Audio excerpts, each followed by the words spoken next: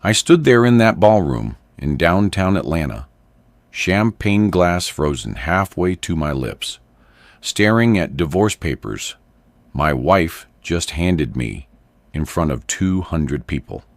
Our 10th wedding anniversary. My hands shook so bad the papers rustled like dry leaves. Around us, friends and family still clapped and cheered. They thought this was some kind of surprise, some romantic gesture. They had no idea they were watching my execution. "What did I do to deserve this?" I whispered, my voice breaking. Patricia smiled. Not the warm smile I'd loved for 10 years, but something cold, something that turned my blood to ice. She didn't answer me. Instead, she turned on her designer heels, that expensive red dress swishing like a victory flag, and walked away from me with her head held high.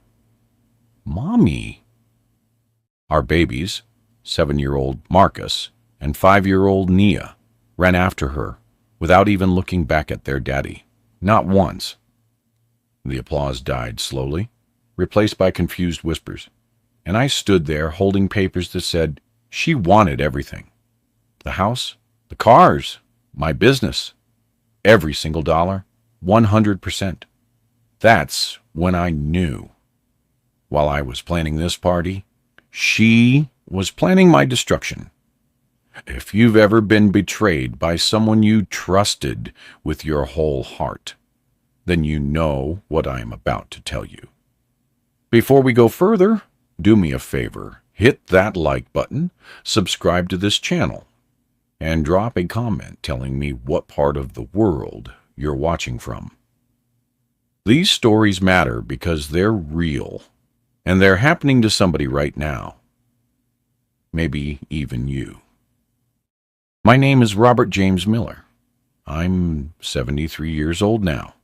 But back when this happened, I was 45 and living in Stone Mountain, Georgia, just outside Atlanta. I had built a good life, a construction business, a nice home, a family I loved more than breathing. I thought I had everything a man could want. But that night, at our 10th anniversary party, I learned something that would change me forever. Sometimes, the person sleeping next to you is the one who wants to bury you alive. I met Patricia Washington on a Sunday morning in 1995 at Mount Zion Baptist Church in East Point.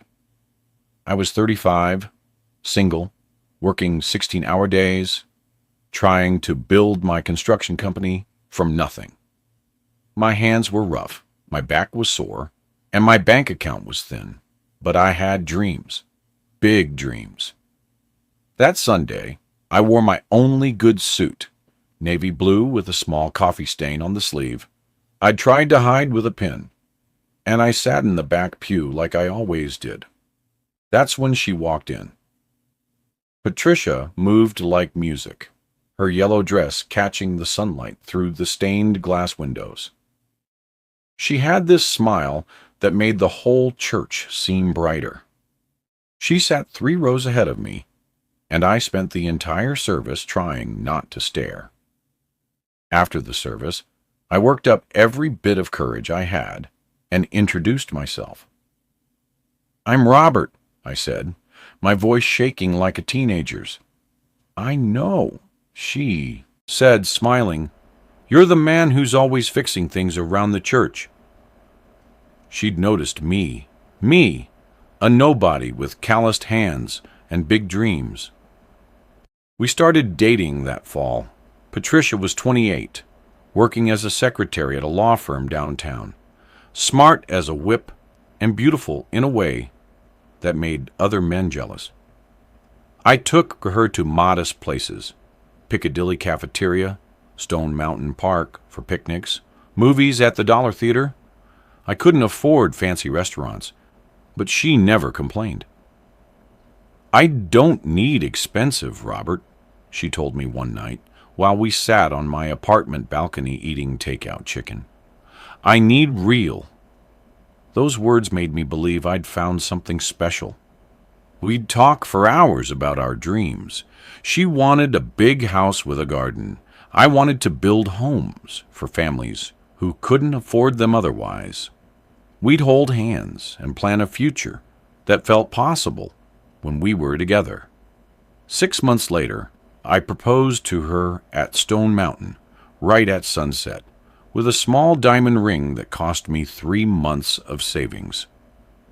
She said yes before I even finished asking, tears streaming down her beautiful face.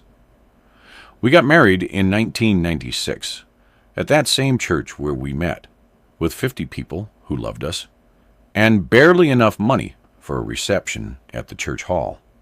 Patricia wore a simple white dress from a consignment shop, and I wore that same navy suit, coffee stain and all. My best man was DeAndre Jackson, my childhood friend who'd stuck with me through everything. Foster homes, street corners, the long road to building something legit. "You did good, brother," he whispered to me at the altar. "That woman's a queen." And she was. Or at least, I thought she was. Our wedding night was in a budget motel in Macon, and we laughed about how the air conditioner didn't work and how we could hear the highway through the thin walls. "This is just the beginning," Patricia said, curled up against my chest. "We're going to build something beautiful, Robert. Together." I believed her with everything I had. I believed her so much that I didn't see what was coming. The first 5 years weren't easy, but they were good. I worked construction jobs during the day and built my own business at night, sometimes coming home at midnight, covered in drywall dust. Patricia worked her secretarial job and managed our tiny apartment like a general, stretching every dollar until it screamed. We lived in a cramped 2-bedroom in College Park, where the walls were thin and the neighbors were loud. But we were happy, or I thought we were. In 1998, Marcus was born. 6 pounds, 3 ounces of pure miracle. I held him in the hospital and cried like I'd never cried before. I had a son, a legacy, someone to build a better life for. 2 years later, Nia arrived, and our family felt complete. Patricia stayed home with the babies while I worked harder than ever, taking on bigger projects, bidding on commercial contracts, slowly climbing. By 2003, we moved into a modest house in Stone Mountain, 3 bedrooms, a small yard, a white picket fence I'd built myself. I remember the day we moved in. Patricia stood in the empty living room, pregnant with dreams, and said, "We made it, baby. We really made it." I kissed her forehead and promised I'd give her the world. But somewhere in those years of climbing, something started to change. I didn't see it then. I was too busy working, too focused on building the life we'd dreamed about. Patricia started dressing differently, more expensive. She joined a new church, a mega church in Buckhead, where the parking lot was full of Mercedes and BMWs. She made new friends, women with designer purses, and husbands who owned car dealerships and investment firms. "We need to move up, Robert," she started saying. "The kids need better schools, better opportunities." I agreed. I wanted that too. So I worked harder, took bigger risks, bid on projects that scared me. I wanted to be the man she needed me to be. I wanted to give her everything. But now, looking back, I realized that's when she stopped looking at me like a partner and started looking at me like a paycheck. That's when the woman I married started becoming someone I didn't recognize. And the worst part, I loved her too much to see it coming.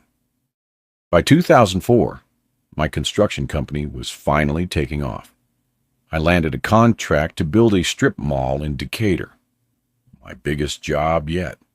$200,000.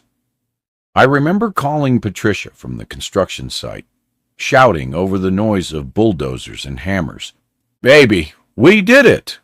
This is the break we needed. There was a pause on the other end of the line. Then she said, "That's wonderful, Robert. We should celebrate." But her voice sounded flat, like I'd told her I bought milk instead of landing the deal that would change our lives. Still, I ignored that feeling in my gut. I was too excited, too focused on what this meant for us. I took her to a nice restaurant that weekend. Not fancy, but nicer than our usual spots. Houston's on Peachtree. She wore a black dress I'd never seen before, and smiled. But the smile didn't reach her eyes anymore. "This is just the beginning," I told her over steak and wine. "In 5 years, we'll be set. Big house, college funds for the kids, everything we dreamed about." She nodded, sipping her wine. 5 years is a long time, Robert. The kids were growing up fast. Marcus was 6. Naya was 4. They were everything to me. Every morning before work, I'd make them breakfast while Patricia slept in. I'd put on cartoons, pour cereal, help Marcus tie his shoes, braid Naya's hair, even though I was terrible at it. Marcus was quiet and thoughtful, always drawing pictures of buildings and houses. "Daddy, when I grow up, I want to build things like you," he told me once. My heart nearly burst. Naya was the opposite. Loud, energetic, always singing and dancing around the house. They were my reasons for working 18-hour days. My reasons for everything. Patricia seemed distant with them sometimes, like motherhood was a job she hadn't signed up for. She'd spend hours on the phone with her new friends, talking about exotic vacations and luxury cars, while I changed diapers and helped with homework. "You need to spend more time with them," I told her once. She looked at me like I'd insulted her. "I spend all day with them, Robert. You're never here to see it." Money started coming in steadier. I hired 3 full-time employees, good men who needed work and were willing to learn. My best friend DeAndre worked for me too, handling the books and keeping me organized. "Rob, you need to be careful," he warned me one night while we reviewed contracts at his kitchen table. "Don't put everything in Patricia's name. Keep some things separate." I laughed him off. "Man, she's my wife. What's mine is hers. That's how marriage works." DeAndre shook his head slowly. "I hope you're right, brother. I really do." But there was doubt in his eyes. The kind of doubt a man has when he sees something you're too blind to notice. I should have listened. I should have asked him what he saw. But I was still in love with the woman I married, not the woman she was becoming. I still believed that the more I gave her, the more she'd love me back. That was my first mistake. Patricia started going out more. Girls' nights, church events, shopping trips to Lenox Square that lasted all day. She'd come home with bags from stores I couldn't pronounce, wearing perfume that smelled expensive. "You work hard, so I should look good," she'd say when I questioned the credit card bills. She had a point. I wanted her to be happy, to feel proud to be with me, so I said nothing. The distance between us grew quieter, more polite. We still shared a bed, but we stopped really talking. She'd scroll through her phone while I told her about my day. She'd nod without listening when I talked about the kids. We stopped making love like we used to. It became mechanical, scheduled, something to check off a list. "Are you happy?" I asked her one night, lying in the dark. "Of course," she said quickly. Too quickly. "Why would you ask that?" I didn't have an answer, just a feeling. A cold, creeping feeling that I was losing her and didn't know why. Then came the moment I should have seen as a warning sign, but didn't. It was Marcus's 7th birthday party, May 2005. We had a small celebration in our backyard with neighbors and church friends. I'd built him a treehouse in the oak tree, spent weeks on it, made it perfect. When I showed it to him, his eyes lit up like Christmas morning. "Thank you, Daddy. This is the best present ever." He hugged me so tight I could barely breathe. But when I looked at Patricia, she was standing apart from everyone, talking on her phone, barely watching. Later, I found her in the kitchen alone. "Did you see Marcus's face?" I asked, still buzzing with joy. She looked at me with this strange expression, almost pity. "Robert, he's 7. In 3 years, he won't care about that treehouse. He'll want things we can't afford if you keep working at this pace." Something in her tone felt wrong. "What are you saying?" I asked. She smiled that new smile, the cold one. "I'm saying we need to think bigger, plan better. Make sure we're not stuck in this starter house forever." That's when it hit me. This house, the one I'd worked so hard to buy, wasn't enough for her anymore. I wasn't enough anymore. But I still didn't understand that she wasn't dreaming with me. She was dreaming past me. In early 2006, something happened that I thought would save my marriage. I got the call that would change everything.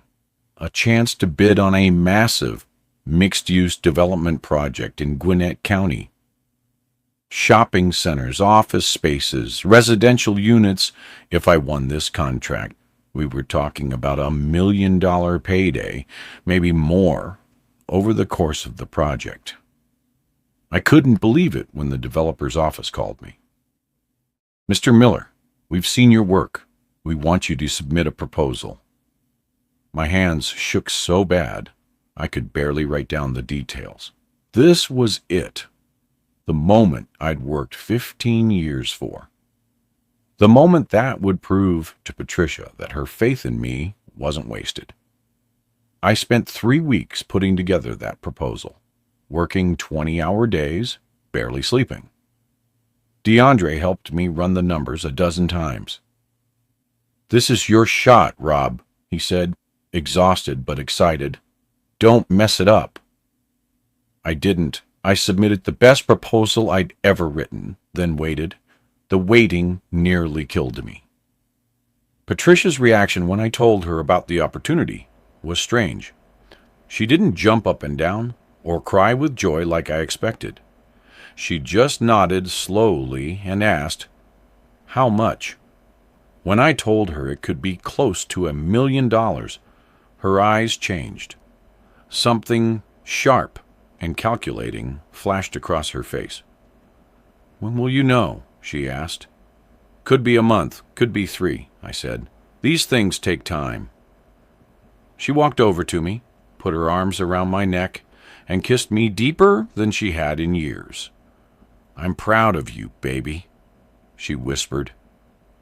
For a moment, I felt like I had my wife back. For a moment, I thought this money would fix us.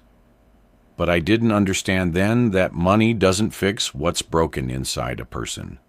It just reveals it. The months of waiting were torture. I kept working smaller jobs to keep money coming in. But my mind was always on that big contract.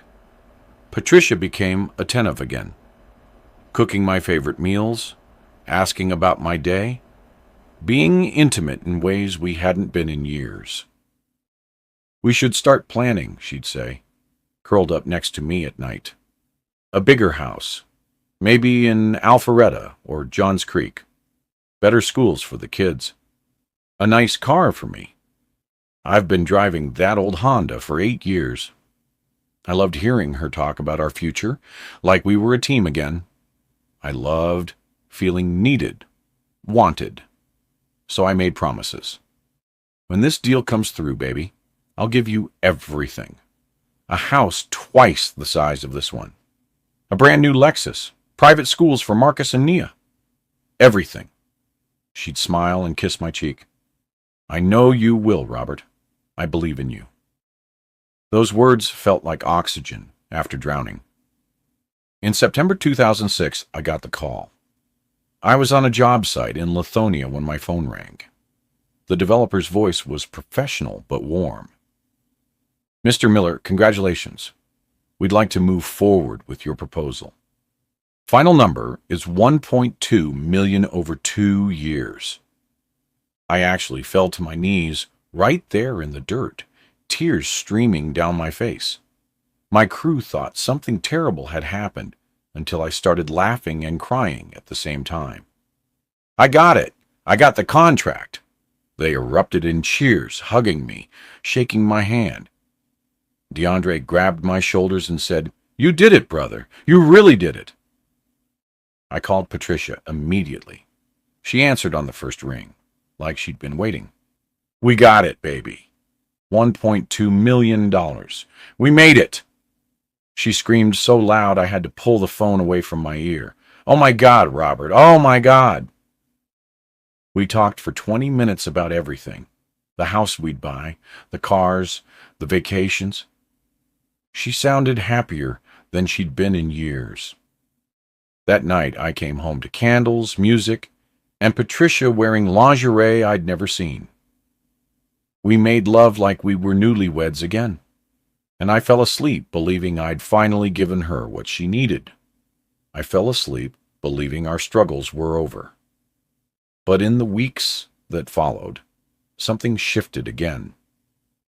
Patricia became obsessed with money in a way that scared me. She'd sit at the kitchen table with magazines, Architectural Digest, Robb Report, catalogs for luxury furniture, making lists, and circling things we'd buy. She wanted everything now, before the money even hit our account. "We need to start looking at houses this weekend," she'd insist. "I found one in Buckhead for $850,000. It's perfect." When I tried to explain that we had to wait, that the money would come in stages over 2 years as the project progressed, she'd get angry. "Why are you always so cautious, Robert? We're millionaires now." "We're not millionaires yet," I'd say. "We have to be smart." Her face would tighten, and she'd walk away without another word. Marcus and Nia started to notice the tension. "Why is Mommy mad all the time?" Nia asked me once. I didn't have an answer. I was starting to wonder if I ever really knew her at all. The final clue that something was deeply wrong came in December 2006. Patricia announced she wanted to throw a party for our 10th wedding anniversary in July 2007. "Something big," she said. "A real celebration. We deserve it." I agreed. Why not? We'd made it 10 years, survived the hard times, and now things were finally good. She started planning immediately, spending hours on the phone with event planners, caterers, venues. She picked an expensive ballroom in downtown Atlanta, invited 200 people, ordered custom invitations. The budget kept climbing. $15,000, then $20,000, then $30,000. "Patricia, this is too much," I said. She looked at me with that cold smile. "Robert, you're about to be a millionaire. Act like it." Something about the way she said it made my stomach turn. I couldn't shake the feeling that this party wasn't about celebrating us.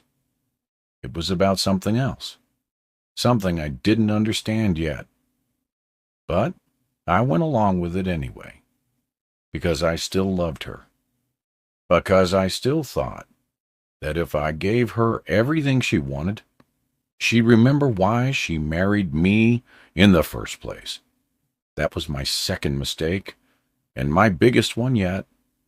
By spring 2007, the first payments from the Gwinnett project started coming in. $60,000 hit our business account in March. It felt like Christmas morning I stared at that number on my computer screen until my eyes watered. I'd never seen so much money at once in my life. I called Patricia from my office, my voice shaking with excitement. "Baby, the money's here.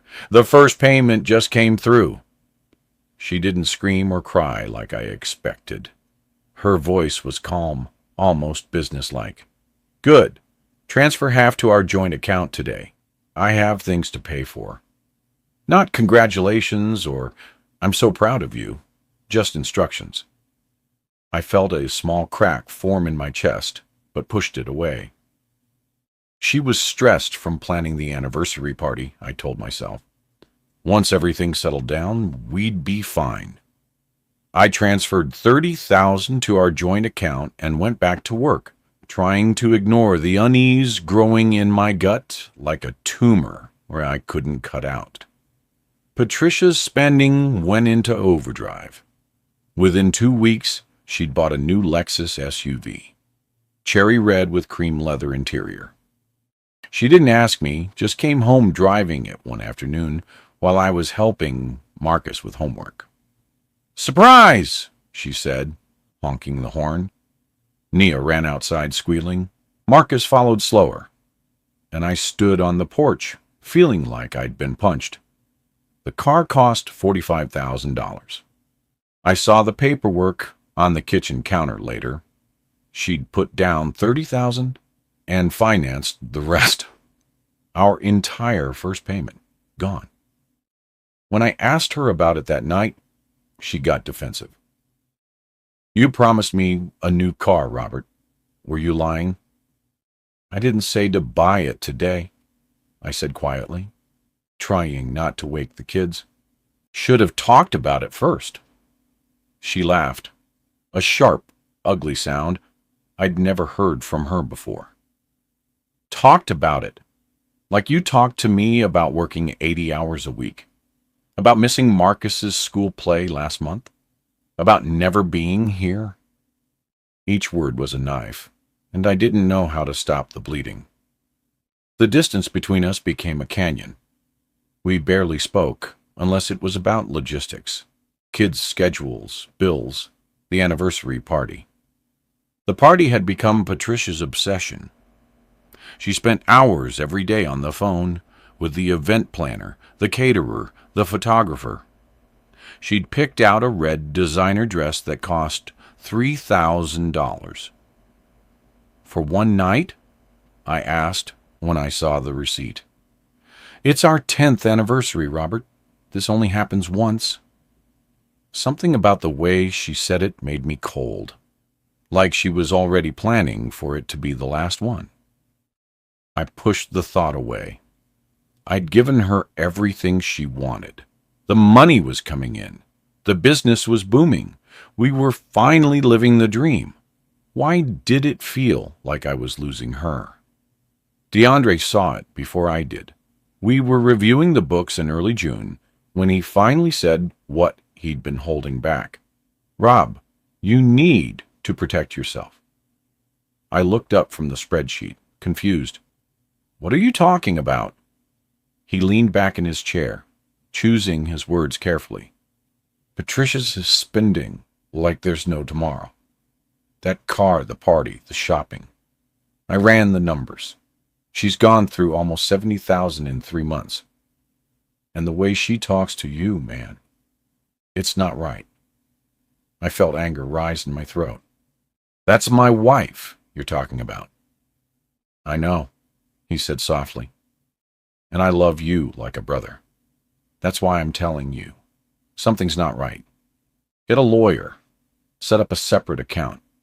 Just protect yourself." I stood up, nearly knocking over my chair. "I don't need to protect myself from my own wife." DeAndre raised his hands in surrender. "Okay, man. Okay. I just hope you're right." As I walked out, I heard him whisper, "I really hope you're right." But his words stayed with me, echoing in my head, at night when Patricia lay beside me scrolling through her phone like I wasn't even there. The week before the anniversary party, I noticed something that sent ice through my veins. I came home early one afternoon, rare for me, and heard Patricia on the phone in our bedroom. I wasn't trying to eavesdrop, but her tone made me stop in the hallway. Yes, everything's set for Saturday. He has no idea. I've been planning this for months. There was a pause. Then she laughed. The look on his face is going to be priceless. Trust me, by the end of the night, I'll have everything. My heart stopped. I stood there frozen, trying to make sense of what I'd heard. She had to be talking about a surprise for me at the party, right? Some kind of anniversary gift. But why did it sound so cold, so calculated? I backed away quietly and left the house, my hands shaking on the steering wheel of my truck. I drove around for hours, trying to convince myself I'd misunderstood. Trying to convince myself that the woman I loved wasn't planning something that would destroy me. But deep down, in that place where truth lives before we're ready to face it, I knew something terrible was coming, and I was walking straight into it like a lamb to slaughter.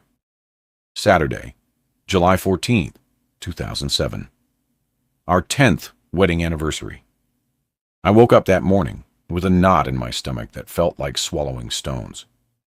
Patricia was already up, on the phone, with the event coordinator, her voice sharp and efficient.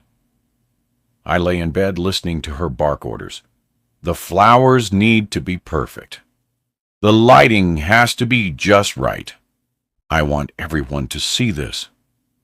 The words felt loaded, heavy with meaning I couldn't quite grasp. I got up and found Marcus and Nia in the living room watching cartoons. I pulled them close, kissed their foreheads, breathed in their little kid's smell of syrup and shampoo. "Love you, Daddy," Nia whispered, and something about the way she said it felt like goodbye. I shook off the feeling, told myself I was being paranoid, that tonight would be a celebration of everything we'd built together. I spent the afternoon getting ready, putting on the tuxedo Patricia had bought for me. Expensive, tailored, too fancy for a construction worker from the South Side. When I looked in the mirror, I barely recognized myself. The ballroom at the Georgian Terrace Hotel in downtown Atlanta was stunning. Patricia had spared no expense. Crystal chandeliers, white roses everywhere, a live band, tables draped in gold linens. 200 guests milled around drinking champagne, laughing, celebrating us. My mom was there, 70 years old, crying happy tears. "I'm so proud of you, baby," she said, hugging me tight. "You did real good." DeAndre was there too, looking sharp in his suit, but with worry in his eyes. Every time our eyes met across the room, I could feel his silent warning. Patricia looked stunning in her red dress, diamonds at her throat I didn't remember buying. She moved through the crowd like royalty, accepting compliments and air kisses, barely glancing my way. "Shouldn't we be together?" I asked when I finally caught up with her near the bar. She smiled that cold smile. "In a minute, baby. I'm making sure everything's perfect." "Perfect for what?" I wanted to ask. But before I could, she was gone again, disappearing into the crowd. The speeches started around 8 o'clock.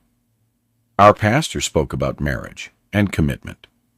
My mother told embarrassing stories from my childhood that made everyone laugh. DeAndre's toast was short but heartfelt. To Rob and Patricia, "May you always remember why you started this journey together."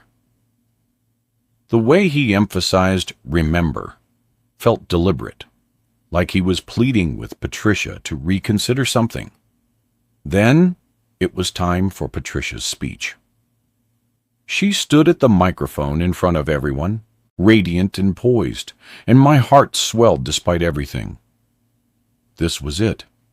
The moment she'd tell everyone how much she loved me, how hard I'd worked, how proud she was.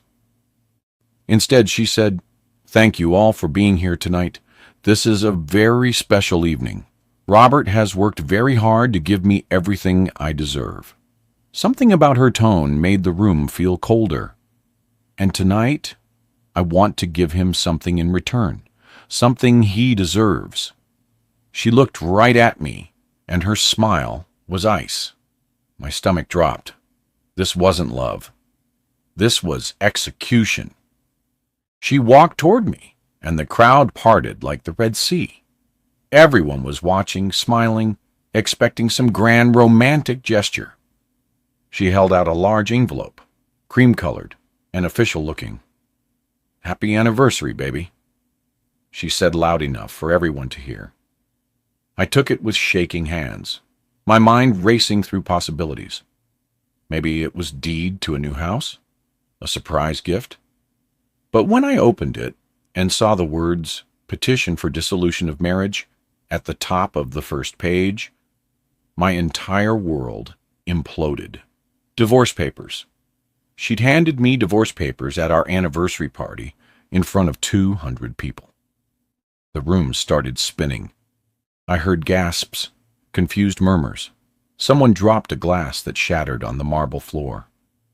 I looked up at Patricia, my voice barely a whisper. What did I do to deserve this? Her smile never wavered. She leaned in close so only I could hear. "You gave me everything I needed, Robert. Now it's mine." Then she turned and walked away, her heels clicking against the floor like gunshots. Her head held high like she'd just won the lottery instead of destroying a family. That's when Marcus and Naya ran to her side. "Mommy!" they called out, their little voices cutting through the shocked silence. They didn't even look at me. They just grabbed her hands and followed her toward the exit. Like this had been rehearsed. Like they'd been told what to do. I stood there holding those papers, reading through tears that blurred the words. She was asking for everything.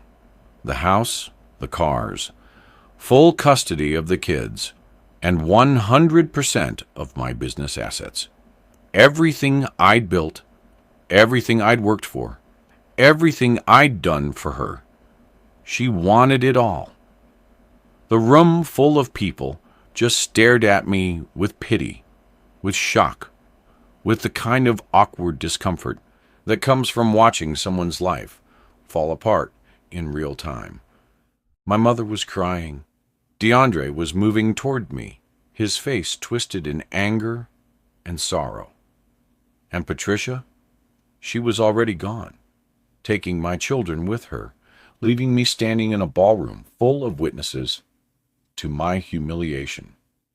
That's when I realized the truth that had been staring me in the face for months. She'd never loved me. She'd loved what I could give her, and now that she had it, I was disposable. The morning after the party, I woke up on DeAndre's couch with a headache that felt like my skull was splitting open. I'd driven there after the ballroom cleared out, after watching Patricia leave with my children, after standing in that empty space surrounded by leftover champagne glasses and wilted roses. DeAndre had taken one look at me and pulled me inside without a word. Now, in the harsh light of Sunday morning, I had to face what happened. I sat up slowly, still wearing my tuxedo pants and wrinkled dress shirt, and found DeAndre in his kitchen making coffee. "How you holding up?" I asked, his voice gentle in a way that made me want to cry. "She took everything," I said, my voice hollow. "My kids didn't even look at me." DeAndre set a mug in front of me, steam rising like ghosts. "Listen to me, Rob. You need a lawyer. Today. Right now. Patricia didn't do this on impulse. This was planned, calculated, and you need to fight back hard. I stared into the coffee, seeing my reflection distorted in the dark liquid. I gave her everything she wanted. Why wasn't it enough?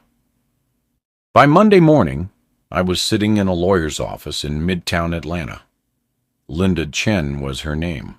Small, sharp-eyed, with a reputation for destroying opponents in divorce court. She read through Patricia's petition, while I sat there feeling like I was watching my life get dissected. After 10 minutes, she looked up at me with something between pity and anger. Mr. Miller, your wife is asking for 100% of your business assets, full custody, the house, vehicles, and spousal support of $5,000 a month. This is aggressive. Can she do that? I asked, my throat tight. Can she just take everything? Linda leaned back in her chair. She can ask for anything. Whether she gets it depends on what we find and how hard we fight. Tell me everything. When did her behavior change? Are there any affairs, secret bank accounts, anything unusual? I told her about Patricia's new friends, the expensive church, the obsession with money, the overheard phone call. Linda's eyes sharpened. We need to investigate. Something tells me your wife has been planning this longer than you think. The investigation started immediately. Linda hired a private investigator named Marcus Webb. No relation to my son, just a cruel coincidence. Within a week, he came back with information that destroyed what was left of my heart.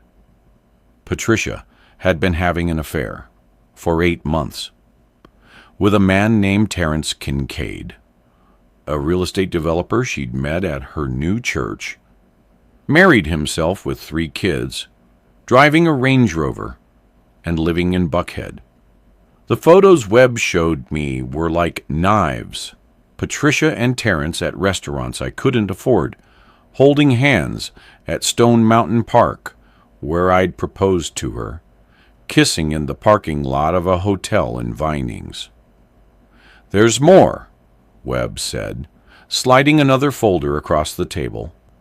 She's been moving money, small amounts at first, $2,000 here, $3,000 there, into a separate account she opened 6 months ago. Current balance is $48,000. My vision blurred. While I was working 18-hour days to build our future, she was stealing from it and sleeping with another man. The kids? I managed to ask. Webb's face softened. They don't know about the affair, but she's been coaching them. I interviewed neighbors. She's been telling Marcus and Nia that you don't love them, that you're always working because you don't want to be home, that she's the only one who cares about them. I drove to the house that afternoon. The house I'd bought. The house where I'd built a treehouse for my son and painted Nia's bedroom pink because she loved butterflies. Patricia's new Lexus was in the driveway. I used my key to walk in, my hands shaking with rage and heartbreak. Patricia was in the living room, on her phone, probably talking to Terrence, probably planning her next move. When she saw me, she didn't flinch. She ended the call and looked at me like I was an intruder. You need to call before coming here, she said coldly. This is my house, too, I said, my voice low and dangerous. I paid for every brick in it. She smiled, that ice smile. Not anymore. My lawyer says you need to leave. This is my residence now. Where are my kids? I demanded. At a friend's house, she said casually. They don't want to see you right now. They're upset about what you did at the party. The lie was so brazen, so cruel, that I actually laughed. What I did? You handed me divorce papers in front of 200 people. You planned this for months. You've been sleeping with Terrence Kincaid while I was breaking my back to give you everything." Her mask slipped for just a second, surprised that I knew, before she recovered. "Get out of my house, Robert, or I'll call the police and tell them you're threatening me." I left, but not before I saw it. The photo on the mantle of me, Patricia, Marcus, and Nia at Disney World 3 years ago. All of us smiling like we didn't have a care in the world. Someone had turned it face down. I walked over, picked it up, and saw that my face had been scratched out of the picture. Just my face. Like I'd never existed. Like I'd never been part of this family. I set it back down gently, looked at Patricia one last time, and said something I'd never said to her in 10 years of marriage. "I don't know who you are anymore." She didn't respond, just picked up her phone and started texting, dismissing me like I was nobody.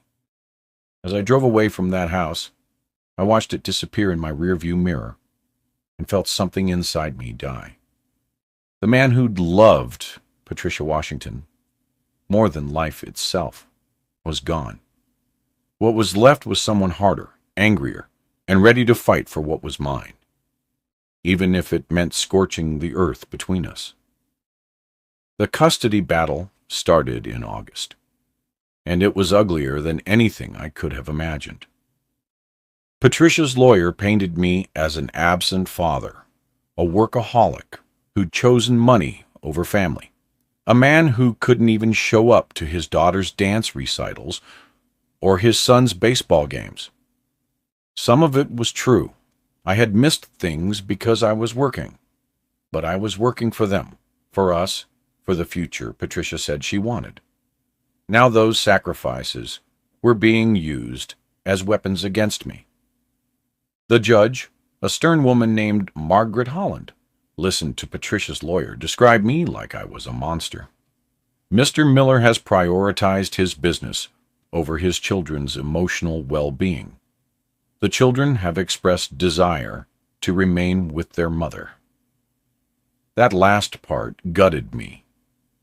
Marcus and Nia didn't want to see me. Every time I tried to call, Patricia would answer and say they were busy. They were sleeping. They didn't want to talk. When I finally got a supervised visitation scheduled, I showed up at the court-appointed center with gifts, a new art set for Marcus, a princess doll for Nia, and my heart hammering in my chest. They walked in holding Patricia's hands, and the look on their faces broke something in me that I didn't know could break. They looked at me like I was a stranger. Marcus, my quiet, thoughtful boy, who used to draw me pictures of buildings, wouldn't make eye contact. Nia, my baby girl, who used to dance on my feet while I walked around the kitchen, hid behind her mother's leg. "Hey guys," I said, my voice cracking. "I missed you so much." Nothing. Just silence and fear in their eyes. Patricia bent down and whispered something to them. I couldn't hear what, then kissed their foreheads and left. The supervised monitor, a tired-looking woman named Gail, gestured for me to sit with them. For the next hour, I tried everything. I asked about school, about their friends, about what they wanted for Christmas even, though it was only August. Marcus gave one-word answers. Nia wouldn't speak at all. When I pulled out the gifts, Marcus looked at the art set like it was a trap. "Mommy says you're trying to buy us," he said quietly. Those words, from my 7-year-old son's mouth, felt like a bullet through my chest. "No, baby, I just love you," I said, tears streaming down my face. "I love you both so much." Nia finally spoke, her voice tiny. Then why did she make Mommy cry? The lies Patricia had told them were working. She'd poisoned my own children against me, turned them into weapons to hurt me with. I left that visitation center and sat in my truck for 30 minutes, sobbing so hard I thought I'd throw up. DeAndre found me there. I'd called him without even realizing it, and he climbed into the passenger seat and just sat with me while I fell apart.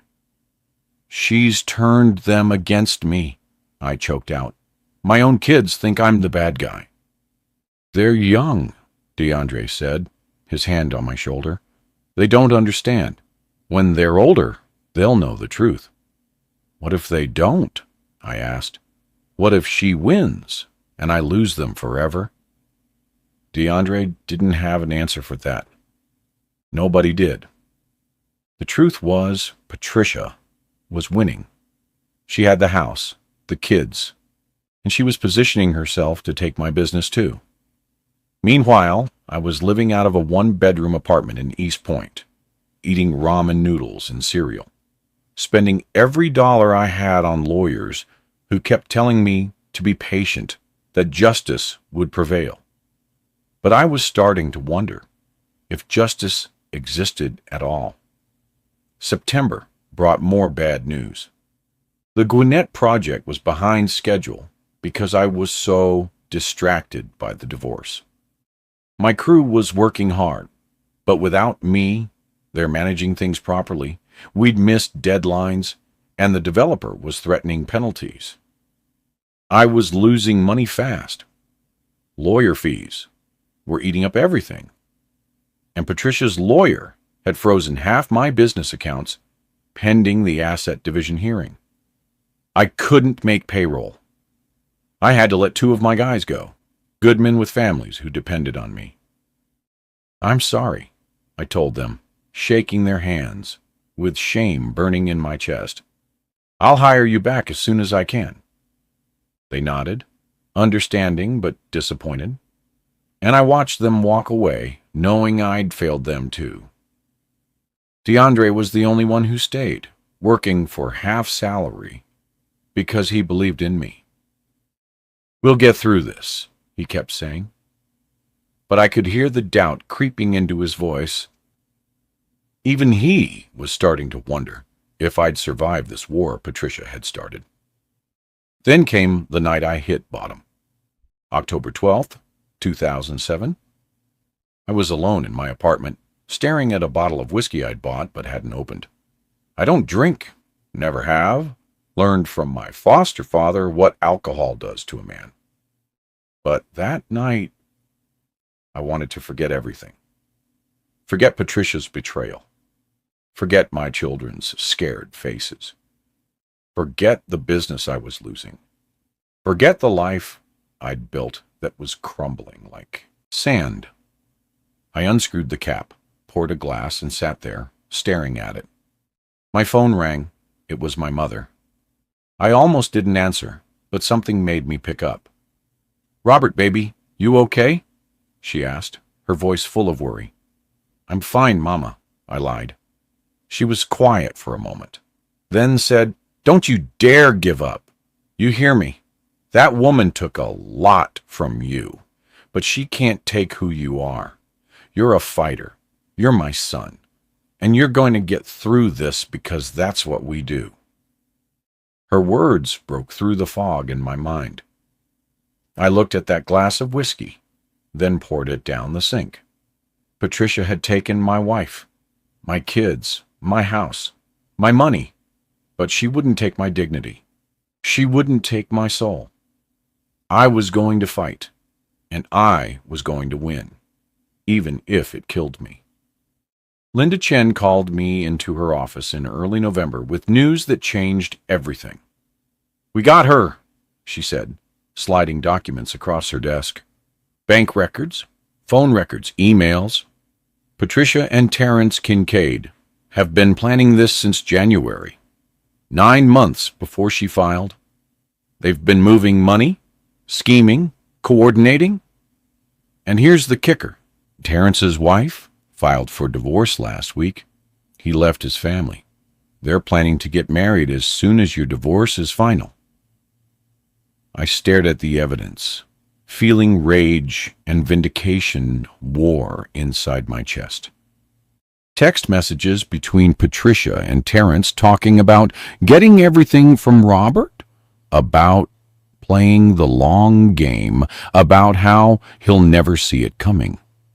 Emails to lawyers from March discussing asset protection strategies. Bank statements showing Patricia had stolen nearly $60,000 from our joint accounts over 6 months. This wasn't just betrayal. This was premeditated destruction. "Can we use this?" I asked. Linda's smile was sharp as a knife. "Oh, we're going to bury her with this." The emergency hearing was scheduled for November 20th. Patricia walked into that courtroom, looking confident, polished, wearing a cream-colored suit that probably cost more than my rent. Her lawyer looked smug. They thought they had me beaten. They thought I'd just roll over and accept whatever scraps they threw me. But when Linda started presenting evidence, bank records, text messages, photos of Patricia and Terrence together while she was still married to me, the confidence drained from Patricia's face like water from a broken glass. Judge Holland's expression went from neutral to cold as she read through the documents. "Mrs. Miller," the judge said, her voice like steel, "you've been conducting an extramarital affair while simultaneously hiding marital assets and alienating your children from their father." Patricia's lawyer tried to object, tried to spin it, but the evidence was overwhelming. The text messages were especially damning. One from Patricia to Terrence read, "Once the anniversary party is over, and he's humiliated, he'll be too broken to fight. We'll take everything." Another, "The kids believe he doesn't love them. They won't fight the custody arrangement." I watched Patricia's mask crack in real time. The poised, confident woman who'd destroyed me in front of 200 people now looked small, trapped, desperate. Her lawyer was whispering urgently in her ear, but she just kept shaking her head. When Judge Holland asked her directly if she'd been stealing money and conducting an affair, Patricia did something I never expected. She started crying. Not real tears, but the kind of performance tears she'd probably practiced. "I was lonely," she said, her voice trembling. "Robert was never home. I needed someone who appreciated me." The judge was unmoved. "Mrs. Miller, loneliness doesn't justify fraud, theft, or parental alienation. I'm ordering an immediate reassessment of custody arrangements and freezing all transfers of marital assets pending a full forensic accounting." Patricia looked at me then, really looked at me, and I saw something I'd never seen before. Fear. She was realizing she might actually lose, that her perfect plan might actually fail. And in that moment, I felt something shift inside me. Not satisfaction, not revenge, but clarity. This wasn't about winning or losing anymore. This was about truth. The custody evaluator, a psychologist named Dr. Sarah Morrison, interviewed Marcus and Naya separately in December. I wasn't allowed to be there, but Linda got the report afterward. Dr. Morrison had asked them questions about both parents, about their home life, about what they'd been told. Slowly, carefully, she'd begun to uncover the lies Patricia had fed them. Marcus, my thoughtful boy, had apparently asked the doctor, "Is it true Daddy didn't want us anymore?" Dr. Morrison had gently explained that no, that wasn't true, that their daddy loved them very much and had been fighting to see them. Nia had cried and said, "Mommy said Daddy was mean." but I remember he used to make me pancakes. These small cracks in Patricia's manipulation gave me hope, real hope, for the first time in months. The evaluation recommended increased visitation for me, supervised at first, but moving toward unsupervised as the children adjusted. It also noted concerning patterns of parental alienation that require immediate intervention. Patricia's perfect plan was collapsing, but Patricia wasn't done fighting. In a desperate move, she claimed I'd been abusive, physically and emotionally. Her lawyer produced a statement from her claiming I'd hit her, threatened her, made her afraid for her life. It was all lies, every single word, but it didn't matter. The accusation alone was enough to make everything harder, messier, more painful. Linda was furious. "This is a common tactic," she explained. "When they're losing, they make up abuse allegations to regain sympathy." We had to fight it with witnesses. DeAndre testified about never seeing any signs of abuse, about Patricia's spending and manipulation. My mother testified about the kind of man I was, how I'd never raised a hand to anyone. Even some of Patricia's old friends, people who'd known us before her transformation, came forward to say they'd never seen anything that suggested abuse.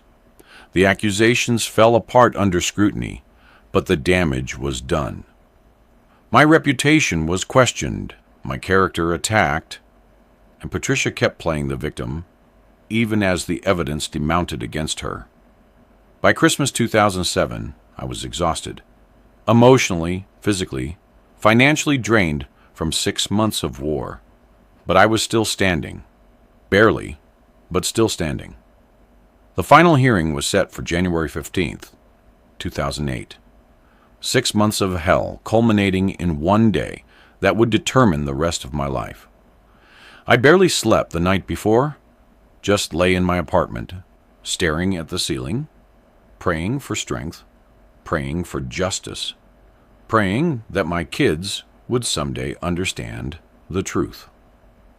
DeAndre picked me up at 7 a.m., both of us silent during the drive to the Fulton County Courthouse.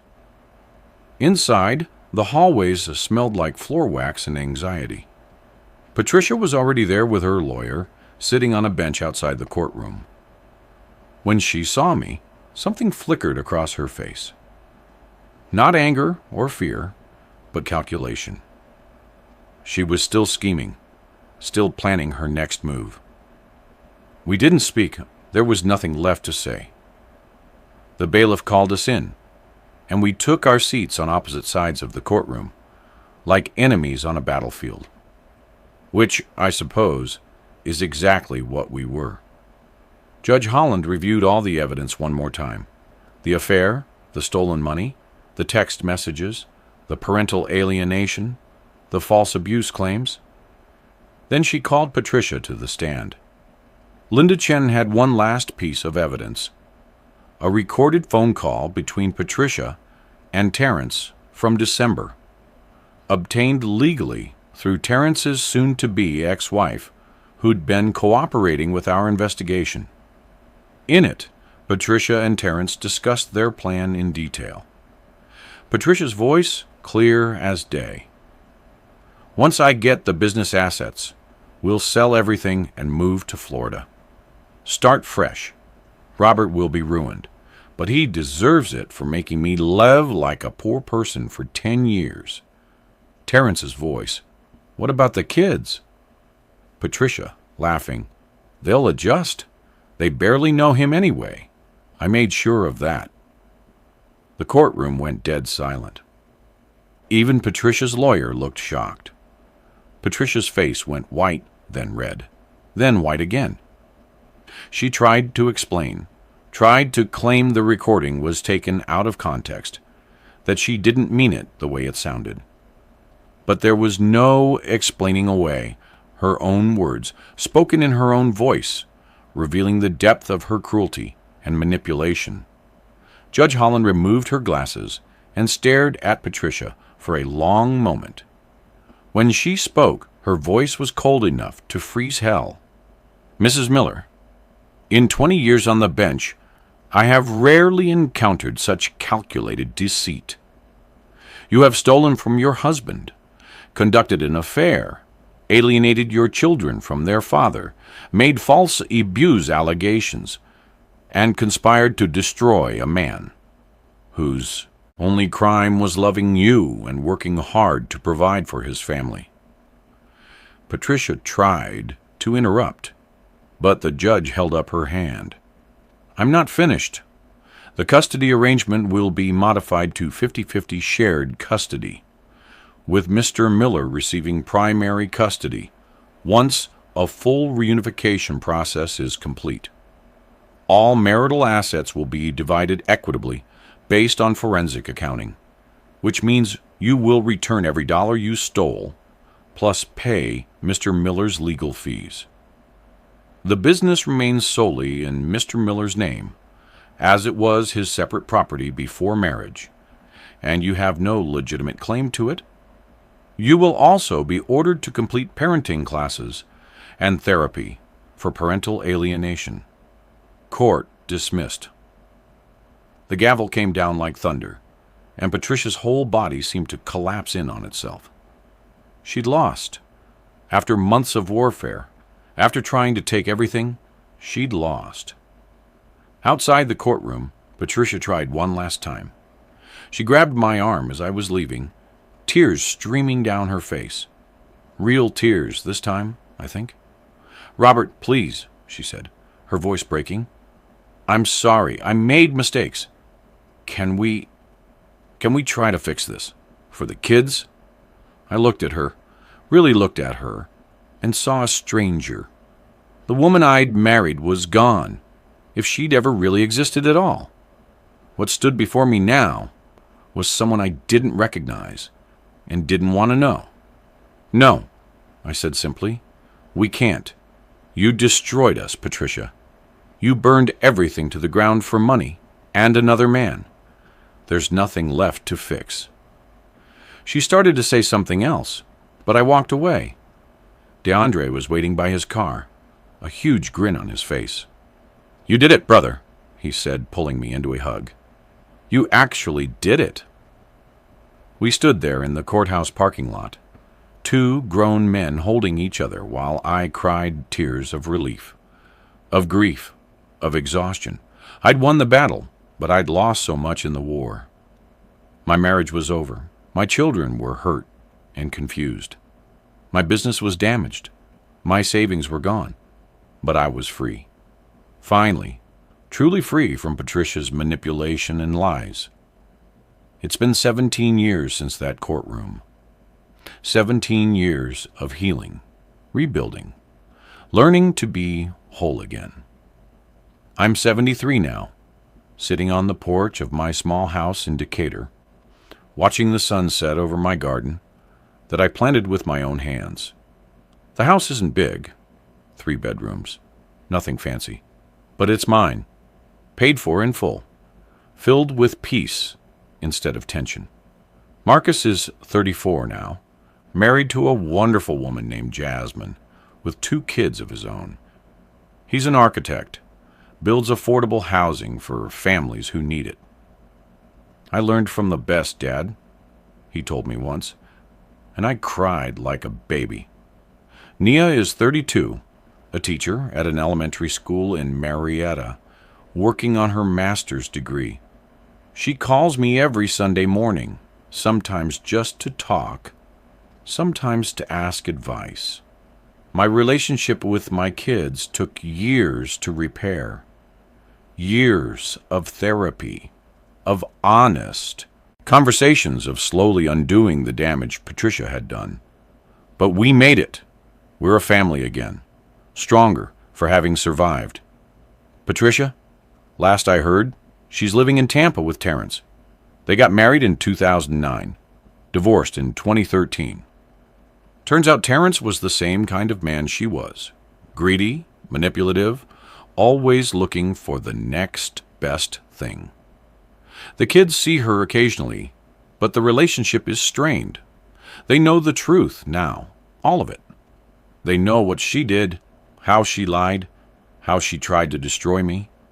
They've forgiven her, mostly because that's what good people do. But they don't trust her, and probably never will. I don't hate her anymore. Hate takes energy. I don't have to spare. I pity her, if anything.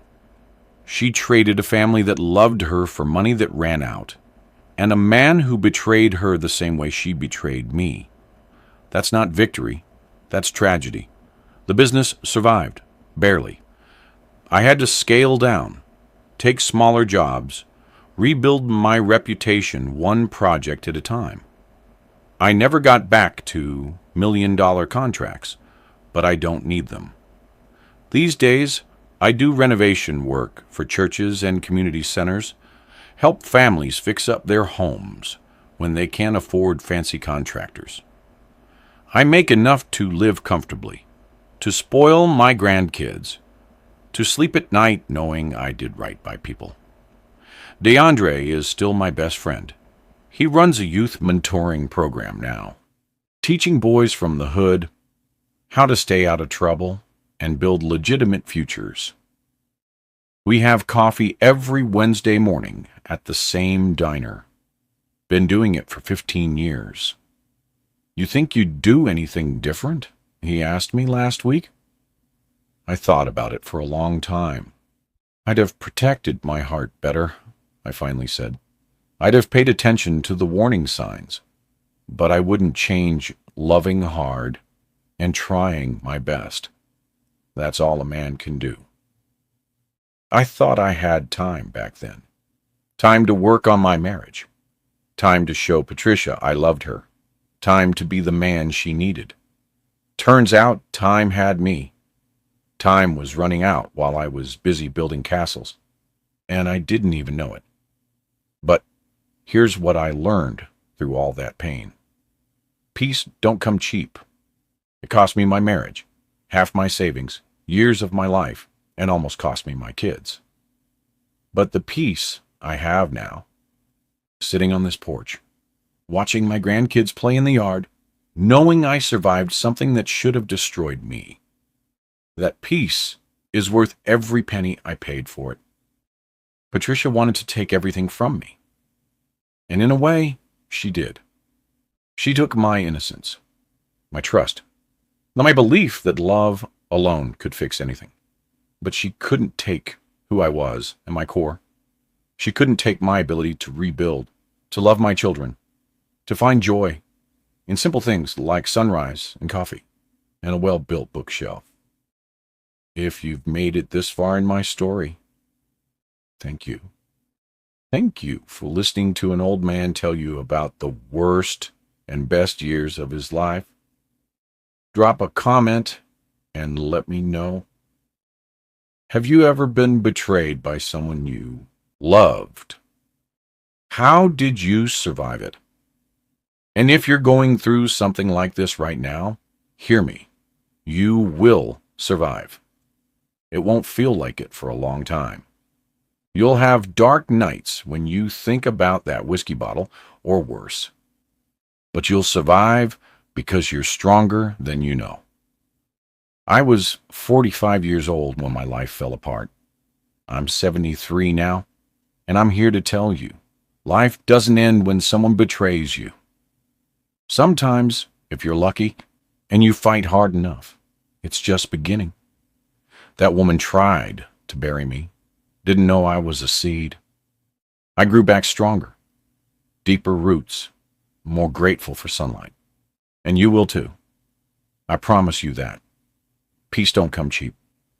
But Lord, it's worth every sacrifice. It's worth everything. Don't forget to subscribe and turn on notifications.